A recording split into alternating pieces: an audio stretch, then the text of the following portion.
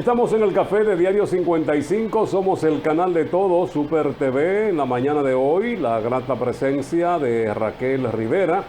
Ella es la representante del Núcleo de Apoyo a la Mujer, la promoción vocera, y también es del grupo feminista Hermanas Mirabal. Con ella estaremos hablando de diversos temas que tienen que ver con la mujer, básicamente, en la República Dominicana. Buenos días a Raquel.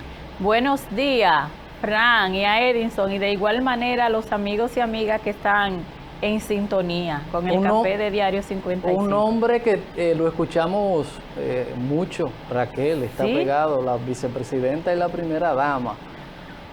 Es decir que están pegadas las Raquel. Apellido diferente. Así es. Raquel, podemos empezar con esto que tenemos, la ansiedad. Y como se ha disparado la violencia, la ansiedad, la depresión en medio de esto, que mucha gente no entiende y entienden que esto es de guardia y salir a patear a la gente. Que es salir y cerrar y tú el que está en el medio después de la noche maltratar. Y no entienden lo que la gente está viviendo del encierro, que esto ha disparado emocionalmente. Esto hay una confusión. Ustedes que trabajan el tema de la violencia, que también no pueden operar porque la misma pandemia ha generado muchísimas cosas. Bueno, antes de comenzar quisiera hacer una aclaracióncita. En la promo que dice que soy vocera del Núcleo de Apoyo a la Mujer y del Movimiento Feminista Hermanas Mirabal, debo aclararle, ¿verdad? Para que las compañeras del núcleo, mi amiga Manuela, la vocera del núcleo es Manuela Vargas. Y sí, como organización a veces la gente se confunde porque todas las actividades que tienen que ver con las demandas, el tema de la violencia y eso, pues nos coordinamos en un movimiento que se llama Vida Sin Violencia, donde convergen todas las organizaciones. O sea que quiero aclarar, hacemos trabajos en común, trabajamos juntas, pero en este caso estoy representando al Movimiento Feminista Hermanas Mirabal y la persona que hace la vocería del Núcleo de Apoyo a la Mujer es la compañera Manuela Vargas. Así que vaya la aclaración. y un saludo para Manuela, una gran amiga también. Un abrazo a nuestra amiga Manuela. Y bien, con relación a la pregunta, es importante decir que el tema de la pandemia, que ha venido a limitar, y muchos la han utilizado incluso para controlar, en relación al tema que tiene que ver quizá con la situación o la realidad específica, en el caso de las mujeres, con el tema del COVID y sobre todo el tema de la violencia. Déjame decirte, Edinson, que aunque hemos tenido que limitar nuestro accionar, quizás de manera física, no hemos tenido la posibilidad de quedarnos de brazos cruzados frente a la grave situación que ha implicado esto para toda la población, pero que para las mujeres de manera particular ha tenido pues un impacto mucho mayor. Y si ustedes ven, en los primeros días se decía que los hombres eran más afectados por el COVID, ¿verdad?, que las mujeres. Y bueno, la gente se pensó, bueno, pues las mujeres en esta ocasión se salvaron. Incluso dijo un hombre, alguna vez tenía que ser. Pero pero la realidad es que esta situación ha venido a implicar para las mujeres mayores niveles de presión, mayor cantidad de tarea.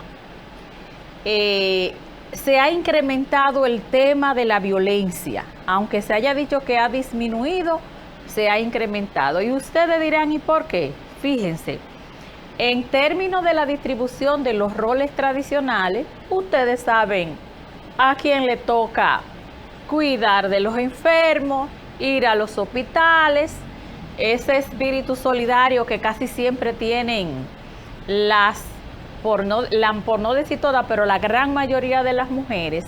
Entonces, son las mujeres que estuviesen enfermas o no, estaban más expuestas y tenían que cargar con el tema en la familia, con el marido, con los hermanos, con los hijos, con el vecino, con el compadre, más tarea. Se empobrecieron más. Tuvieron más, en las que estaban laborando, que percibían un salario. Ustedes saben que dentro de ese problema económico, las mujeres son el sector que representan la mayoría en términos de la pobreza. Eso también vino a incrementar los niveles de pobreza de las mujeres.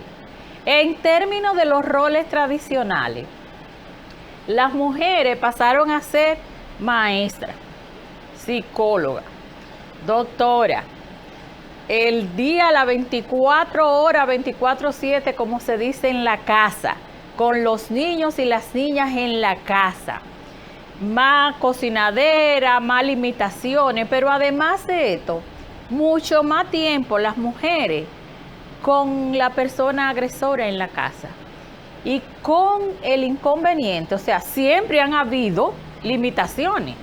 Eso no es el tema de la pandemia. El COVID es otra pandemia más de la que antes teníamos, pero cuando llega el COVID, entonces viene a dejar al desnudo la realidad que como país teníamos en términos de salud, en términos de los servicios básicos. Entonces, cuando las mujeres están más tiempo con el agresor en la casa y para colmo un sistema de justicia, un ministerio público que siempre ha sido deficiente. Entonces, en esta situación que se paraliza todo ese trabajo porque nada más se hablaba del COVID, en términos de salud, las y los pacientes que tenían otra condición que no era lo del COVID, hipertenso, diabético, problemas renales, también esos pacientes comienzan a deteriorarse y es una carga mayor para las mujeres. En ese sentido, es importante entonces, y nosotras como organización no dejaron de llegar los casos de mujeres que muchas veces iban al sistema de justicia o llamaban o asistían y no eran atendidas porque todos esos espacios, ¿verdad? Todos sabemos que estaban inactivos y entonces eso permitía.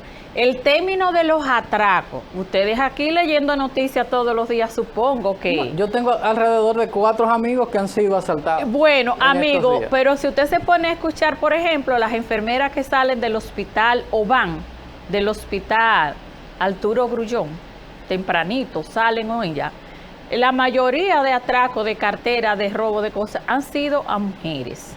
O sea, a todo el mundo, pero las mujeres han sido más afectadas por esto de la cultura, de que siempre se dice que son las más vulnerables, entonces todo eso ha sido una situación que lamentablemente, aunque quisiéramos estar de brazos cruzados, no hemos podido sentarnos. De hecho, en la semana antepasada, nosotras del Movimiento Feminista Hermanas Mirabal convocamos a una reunión presencial por los grandes problemas que nuestras mujeres están atravesando en estos momentos en el barrio.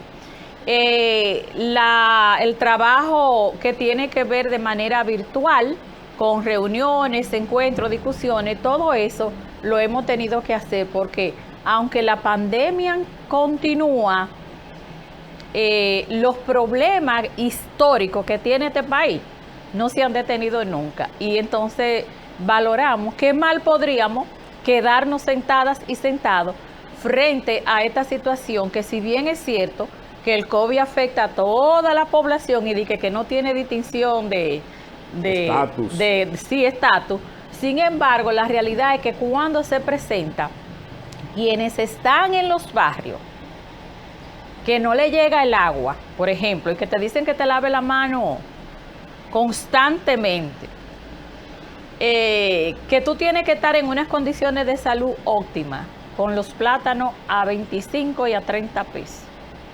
Puedo ponerte un ejemplo. El nivel de desempleo que ha alcanzado ahora que inicia el año escolar en términos públicos, comienza creo que el día 2, pero en términos privados ya inició. Hay que ver el drama de muchas madres que no tienen con qué pagarle a alguien para que se le quede en la casa, y además porque como está la situación de inseguridad, nadie quiere arriesgarse con dejar a su niño y a su niña, ¿verdad? Con cualquiera. Es una situación bastante presionante que ha venido directamente a incidir en el deterioro de la calidad de vida de las mujeres, sobre todo las mujeres de los sectores populares en nuestro país. Ese es el drama en sentido general. En el caso de las mujeres con este tema del COVID. Y vemos en los reportes, Raquel, que la pandemia no ha frenado la ola de asesinatos o feminicidios, como le llaman. Es decir, que eso ha continuado con todo y que estamos bajo estos efectos. Imagínate lo que decía al inicio, si antes del COVID ya veíamos que el tema de la violencia, de los feminicidios, no era un tema ni de prioridad, y yo digo muchas veces, Fran, ni siquiera de interés de los tomadores de decisiones, porque vemos muchas veces que ellos hacen campañas muy bonitas para un noviembre, para un marzo, pero de ahí a ellos pensar, internalizar el problema, definir políticas, asignar un presupuesto, vamos a decir, digno, para que el tema de la violencia se trabaje, ellos no lo hacen. Entonces, si ahí usted está cojeando de un pie, antes de caer, si después viene y tropieza y se cae, muy probablemente ese pie sufra mucho más. Entonces, por eso, esos grandes problemas que antes teníamos, mire, en términos de salud, aquí se ha dicho, que hay una crisis por el COVID-19, mire, hay que estar ahora, y no me refiero solo al sistema, a la salud pública, sino en un sistema privado, con pacientes que pagan su seguro, que hacen todo, y que justamente tienen que andar como si fueran mendigando un servicio. Entonces, ese sistema de salud estaba aquí prácticamente colapsado. Llega el COVID, termina de colapsar. Pues vamos a brindarle una taza de café Santo Domingo a Raquel. Gracias. Café Santo Domingo, lo mejor de lo nuestro. Café Santo Domingo. Sabor que empieza en el aroma. Aquí está su Aquí madre. está, ahí está él, como decía, ahí está ella, como decía. Vamos a ir a publicidad, Raquel, para que hablemos. Usted mencionó actores.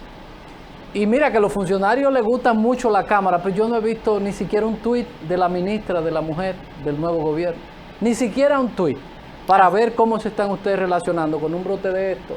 Y ni siquiera, mira, que de verdad hay gente que le está gustando mucho los medios, pero la ministra de la Mujer, la nueva ministra, ni en los centros espiritistas se siente. Raquel, que está en ese mundo, entonces nos dirá esto después de la pausa. Publicidad y ya volvemos.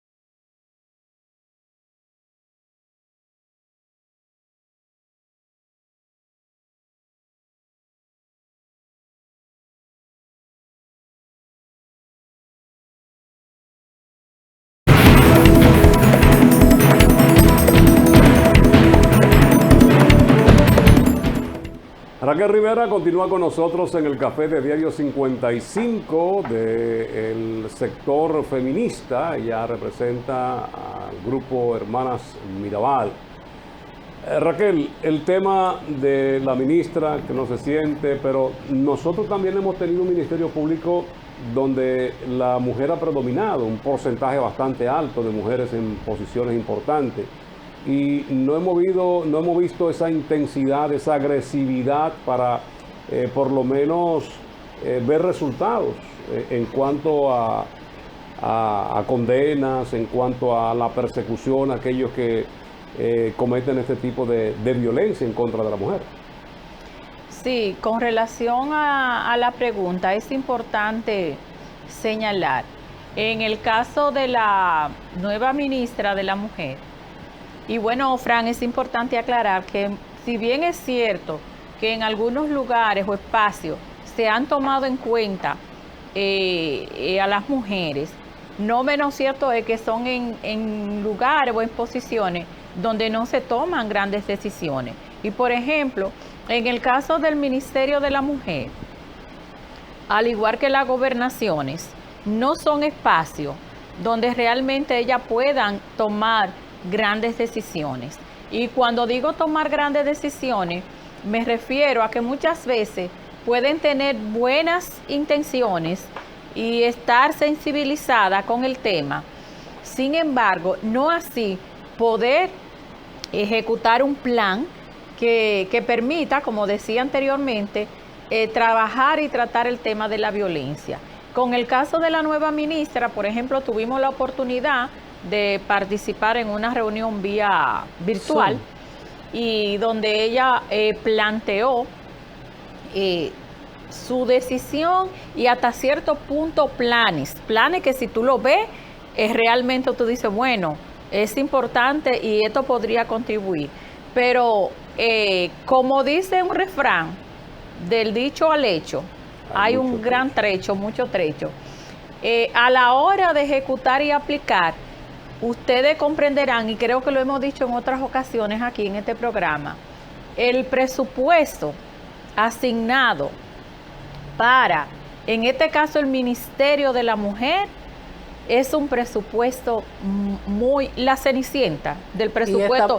Para el presupuesto 21 lo bajaron. Del Producto Interno Bruto. Entonces, si vemos, por eso yo le decía ahorita que los tomadores de decisiones de este país no están interesados en que ese problema, ni lo han visibilizado como un problema que afecta no a las mujeres, sino a la población, al país. Entonces, si tú ves que es un presupuesto de un 1%, un 1 y que no sé cuánto por ciento, ¿para qué eso va a dar? Si a esto les agregamos que el Ministerio Público, que tú preguntas, que tú dices, bueno, muchas veces vemos, el Ministerio Público que tenemos en nuestro país es un ministerio público, oigan, que quizás sin temor a equivocarme, aunque uno muchas veces hablando se puede equivocar, es un ministerio público que muchas veces no investiga nada.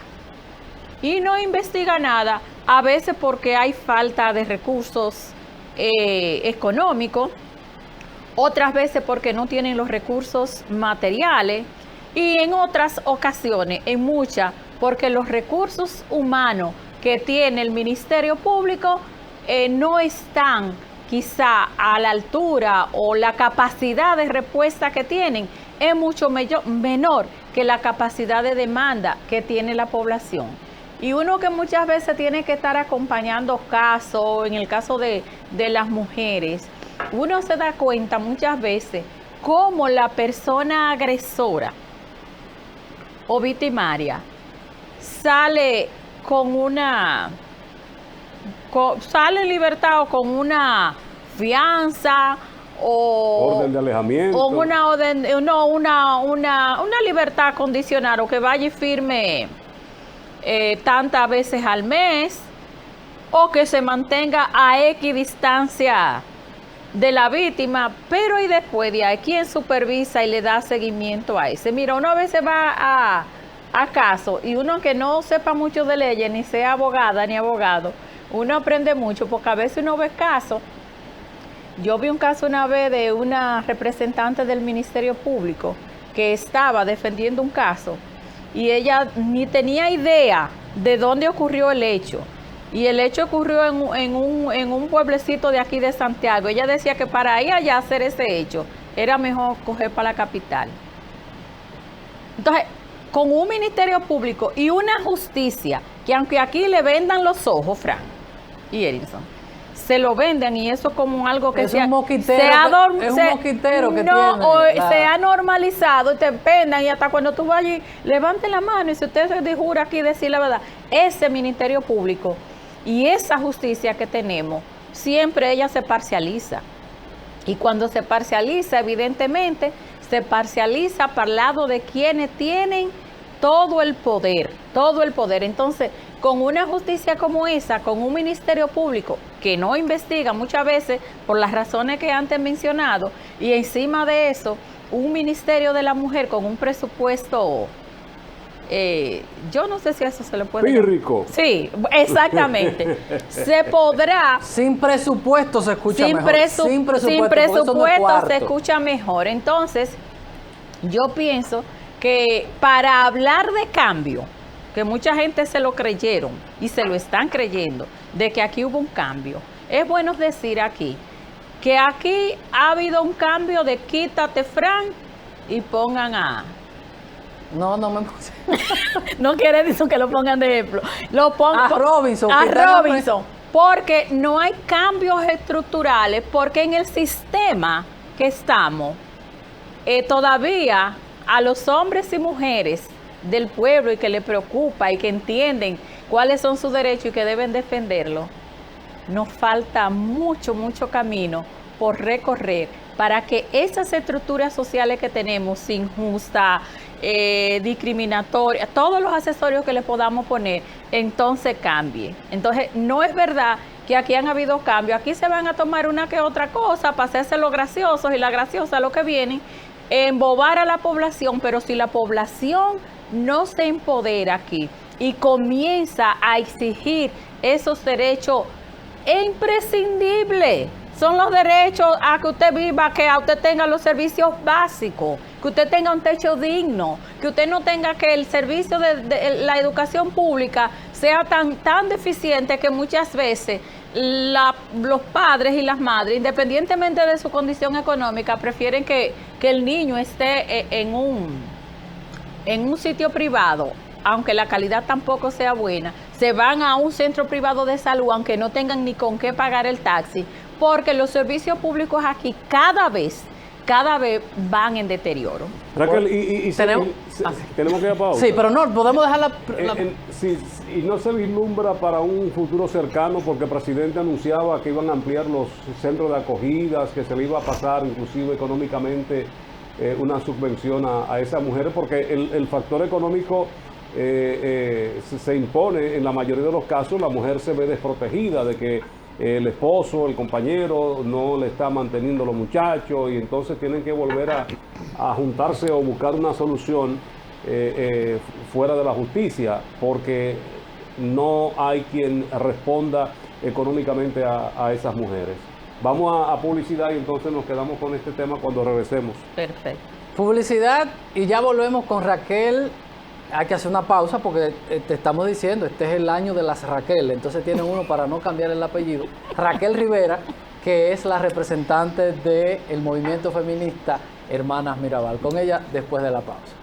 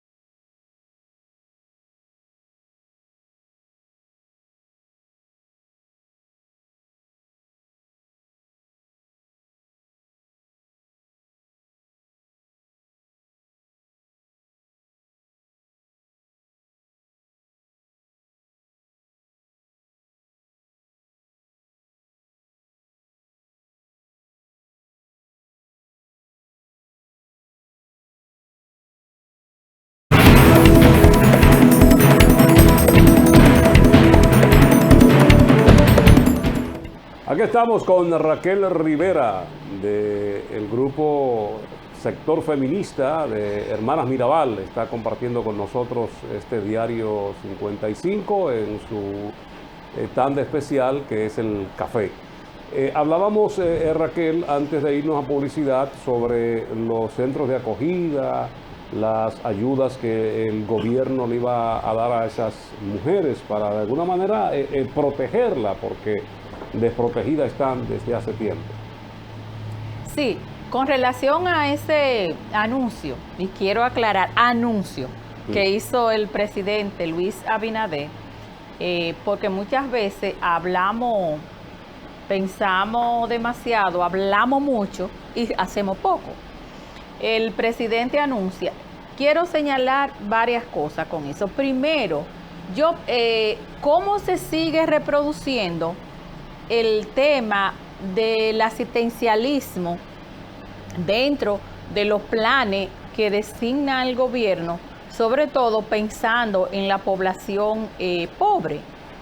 Ustedes dirán, bueno, no estaría mal que una mujer que sea víctima de violencia, que tenga que ir a una casa de acogida o que tenga que andar escondida, pues se le pueda prestar una ayuda.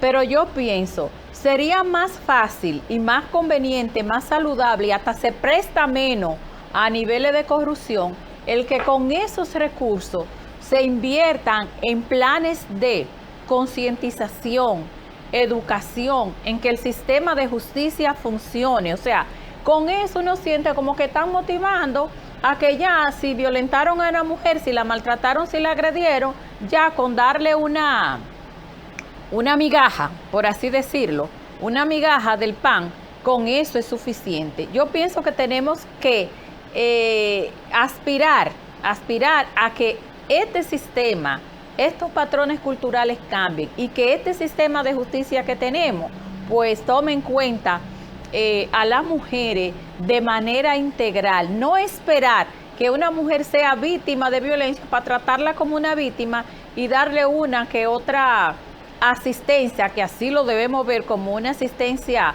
un programa asistencialista. Entonces, en un país donde muchas veces se ha acostumbrado a hacer política de manera clientelar, los tomadores de decisiones siguen repitiendo ese patrón y donde quiera que ellos ven que pueden ir a hacérselo, ¿verdad? Los salvadores, que es bueno decir que es con los recursos de la población. Sí. O sea, no son recursos de ellos, son recursos nuestros. Entonces lo utilizan de manera clientelar, de manera asistencialista y muchas veces, como el caso de quienes estaban recientemente y otros que han pasado gobernando, de manera corruptiva.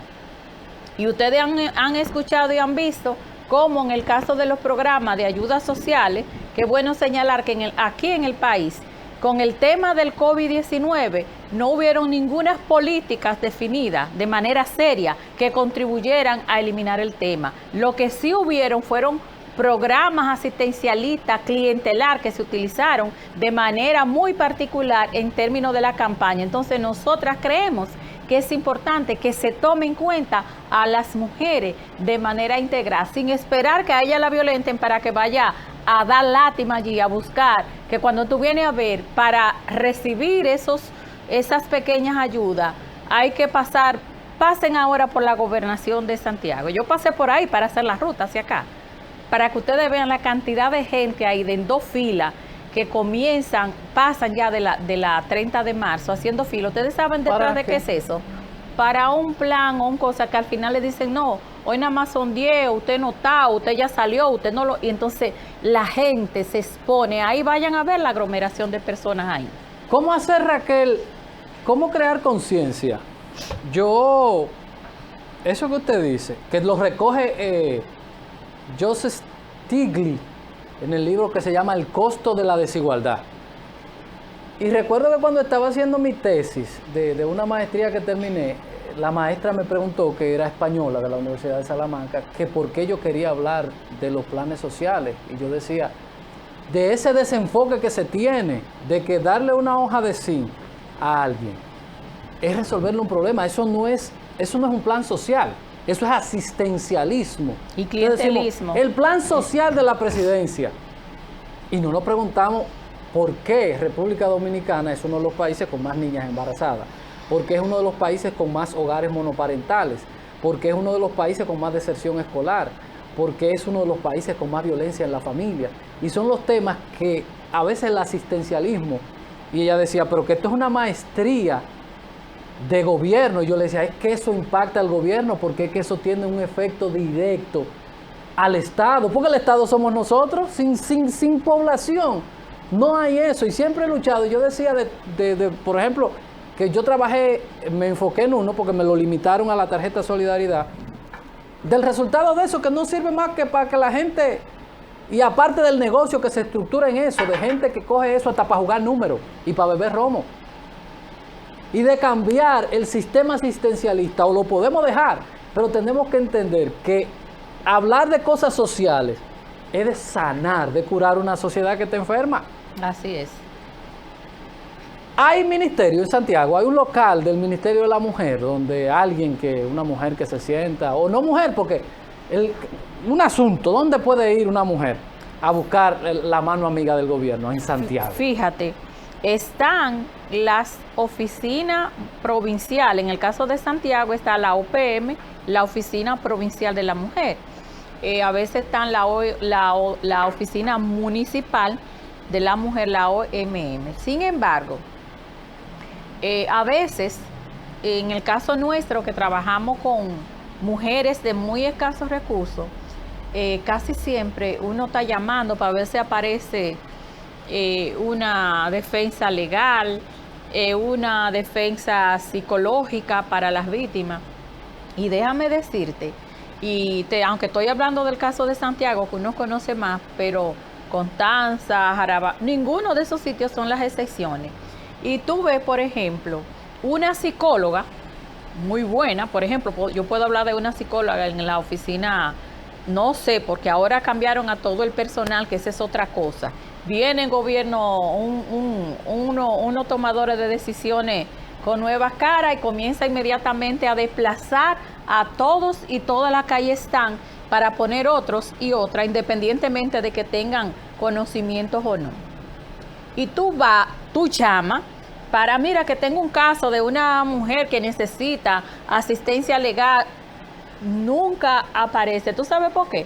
Porque o hay una sola abogada, o hay una sola psicóloga, o hay una sola trabajadora social que tiene que andar por las escuelas dando charlas inhumanamente, y eso mismo pasa con el Departamento de Violencia Intrafamiliar y de Género, que está en la Calle del Sol, que aunque tiene personal capacitado con mucha sensibilización, su capacidad de respuesta no es posible humanamente atender a todos los casos que llegan. Entonces, ante esa situación, aunque están esos organismos, y nos consta que muchas veces hay personas, por ejemplo, la que estaba encargada de la Oficina Provincial de la Mujer aquí, doña Olivia Liz, una persona que ya me enteré en esta semana que le habían cambiado, con mucha disposición, pero ella a veces no hay allá ni siquiera un papel, o sea, papel de máquina para tú. El personal no tiene cómo hacer trabajo de campo. ¿Tú sabes por qué aquí en la unidad de violencia intrafamiliar en Santiago hace unos años, para que aparecieran dos motores con aguaciles para que hicieran la labor de mensajería para las víctimas que lo necesitaban? Eso fue una lucha que yo digo, pues no se va a desgastar en esto. Al final uno piensa, pues es mejor comenzar a hacer un maratón con los amigos y las amigas de los medios. No, porque es que no hay... Entonces, esa situación... Y cuando aparecen, mira, cuando el motor a veces lo abandonan, ¿tú sabes por qué? Hasta por una goma, porque no hay combustible. Y el otro día, brevemente, me llaman de una señora de Navarrete, que es de nacionalidad haitiana, con un caso de una niña de 9 años que le violaron. Eso fue en marzo. Y abril, mayo, yo comienzo medio a reintegrarme. Y me llama alguien y me dicen, la señora había ido yo no sé cuántas veces, y aquí estaban esperando que el Ministerio Público aprobara una orden de arresto, y tenía, ¿ustedes saben cuántos meses? Casi 3 meses. Y cuando se la dan, uno encima del caso, porque la señora no tenía nada. Ella misma el papá de la niña violada, tuvo que ir con un policía a la casa del agresor para identificarlo. Y resulta cuál fue el resultado. Que hay al papá de la niña, un hijo del señor que violó, un señor mayor ya, le dio varias tocadas al papá de la niña. Entonces tenemos a la niña violada, el papá terminó en el hospital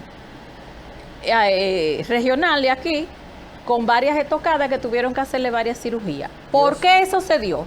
Por negligencia de un ministerio público y por falta de recursos, tanto humanos como materiales, porque se supone que esa orden de arresto no tenía que ir para nada los familiares de la víctima, y se lo identificaron a policía. Están haciendo labor que no deben. Ustedes ven por qué que muchas veces uno dice la cosa y pareciera como que uno nunca está conforme, que uno nunca quiere, porque hay... No, cuando uno pone de relieve eso, siempre le dicen que uno es enemigo. Sí, no ahorita dicen que yo era del partido que salió, yo creo que pueda venir, porque entonces las cosas que están incorrectas, las cosas que no funcionan, por eso es la necesidad de que estas estructuras cambien, de que haya un cambio real, de que realmente los grandes problemas que tiene nuestro país no sean tratados ni de manera asistencialista, ni de manera clientelar, ni mucho menos de estar dejando caer migajas.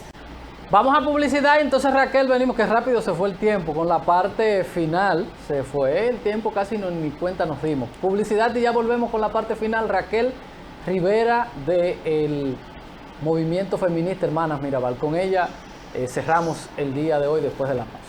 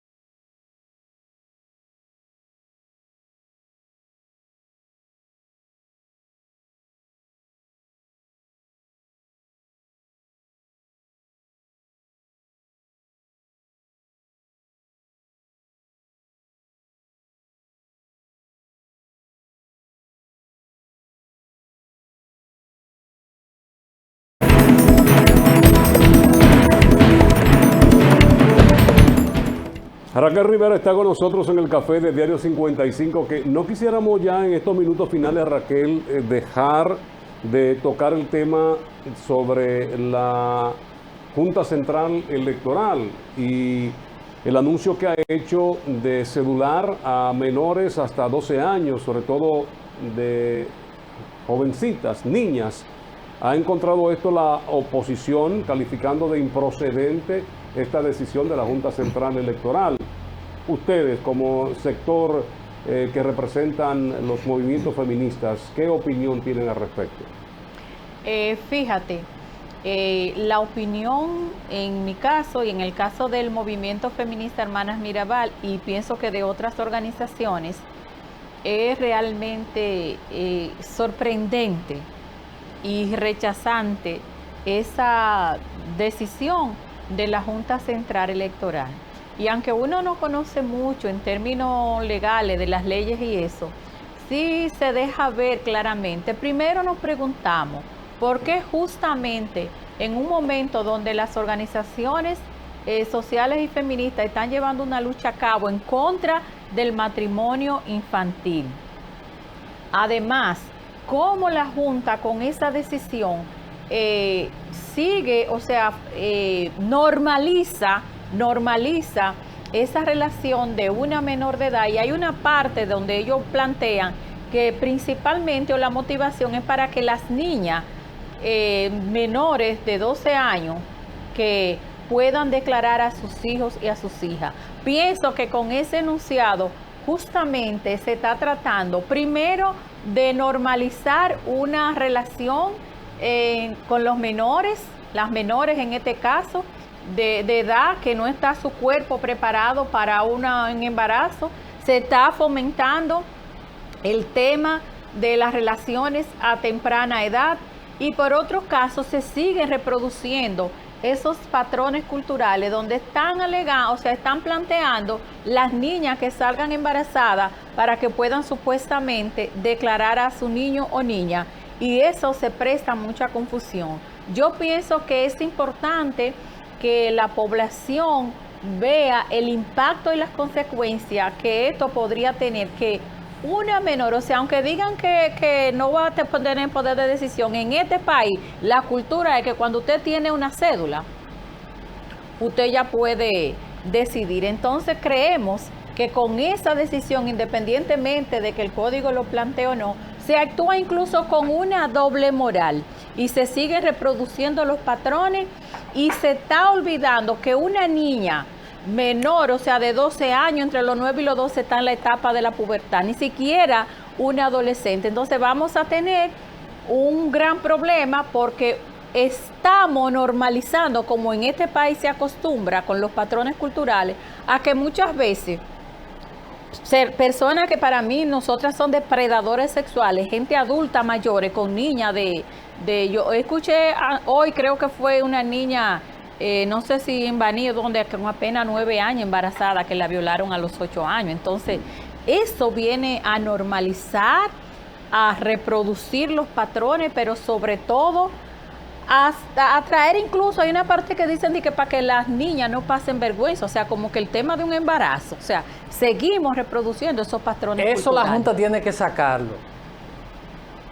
Inoportuno, fomentador de lo que Raquel está describiendo. Señores, oigan, es que aquí no tenemos, yo siempre he dicho esto, Raquel, cuando aquí se creó el Ministerio de Planificación, Economía y Desarrollo, yo dije, por fin vamos a tener rumbo. ¿Qué es lo que tiene que hacer esto? Vamos a tener rumbo. Aquí lo que la gente van a las instituciones a ganarse un sueldo y a buscar privilegios en las instituciones públicas sin nada. Señores, nosotros no podemos vivir en una sociedad sin que se planifique, sin que se direccione. ¿Cómo la Junta Central Electoral, un organismo, sale a este país con una cosa como esta? Cuando nosotros en este momento lo que debemos estar trabajando, que también lo conocemos, yo lo he presentado aquí, Raquel, 1000 veces, estudio que ha hecho la UNICEF con relación al trabajo, al matrimonio infantil. Y sacarlo ahora en estos momentos a uno le parece tan extraño, y por eso uno se preocupa, porque uno dice, mira, una cosa es en el discurso y otra cosa es la práctica. Como por un lado, y además el tema de la doble moral con que nos manejamos, porque cuando tú sales a decir que es importante la educación sexual, que los niños, nuestros adolescentes tengan información del tema, salen, ya tú sabes, como que salió el pecucio. Entonces, por otro lado, cuando le conviene, que no sabemos cuál es la intención, lanzan eso. Y eso le da incluso formalidad a que muchos depredadores sexuales que van a veces a los barrios más marginados, pues con una cédula se sientan en poder, ya no de abusar de una niña una vez, sino de naturalizar esa... Hasta un matrimonio. Un matrimonio que es entonces una violación permanente. Raquel, muchísimas gracias por haber estado con nosotros. Tenemos que cambiar el rumbo. Sin planificación no se va a ninguna parte. República Dominicana, ese es el gran problema, que vamos y hemos hecho de que la carga se arregle en el camino, dar 2 pasos hacia adelante y dar 5 hacia atrás, porque no planificamos absolutamente nada. Tenemos la manera, hemos ido organizando el Estado, pero al final quienes lo manejan no tienen una visión general de cómo deben ser las cosas, y por eso avanzamos 2 pasos y a veces volvemos 10 para atrás, porque no sabemos ni siquiera para dónde va. Raquel Rivera, nuestra contertulia del día de hoy, con ella tratamos muchísimos temas importantes. Le agradecemos haber salido de su casa temprano a venir a conversar con ustedes y nosotros. Entonces a ella las gracias y a ustedes también por la sintonía del día de hoy. Mañana a las 7 en punto, Fran Rodríguez, Edison Meléndez y todo el equipo, otra vez les esperamos para otro programa exquisito como el del día de hoy. Feliz resto del día, nos vemos mañana.